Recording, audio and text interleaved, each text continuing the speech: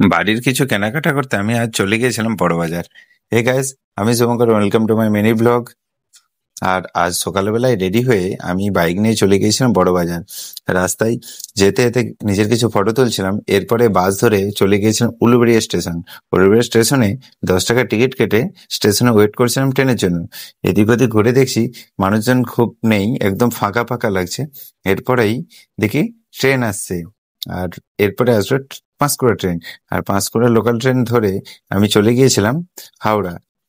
ট্রেনটা এত পরিমাণে জাম ছিল যে 1 ঘন্টার বেশি ওয়েট করে আছি, তখনও সাঁতরাগাছি পৌঁছাতে পারিনি।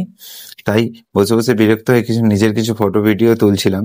এরপরে পৌঁছে গেছিলাম হাওড়া স্টেশন। 1.5 ঘন্টা জার্নি করার পরে পৌঁছে গেছিলাম হাওড়া স্টেশন। হাওড়া স্টেশন দিয়ে সাবওয়ের নিচে দিয়ে চলে যাই হাওড়া স্টেশনের বাইরে। বাইরে দেখুন, হাওড়া ব্রিজটা দেখা যাচ্ছে। কত সুন্দর না লাগছে এই হাওড়া ব্রিজটা।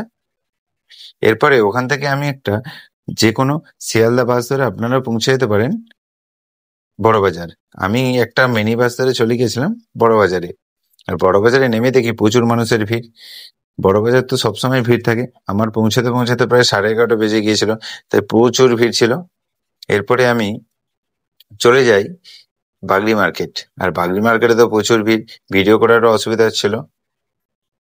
সামনে প্রচুর ভিড় ছিল, প্রচুর কেনাকাটা করছিল। দেখো এইদিকে কত দোকান, স্টেশনারি দোকান, ছোট ছোট অনেক দোকান আছে। এখান থেকে খুচরো জিনিস কিনতে পাবেন। আর যদি কোনো পাইকারি জিনিস কিনতে হয় তাহলে ভেতরে যেতে হবে। সামনে দেখো এত ভিড়, এত মানুষের ভিড় যে ঠেলে যাওয়া যাচ্ছিল না।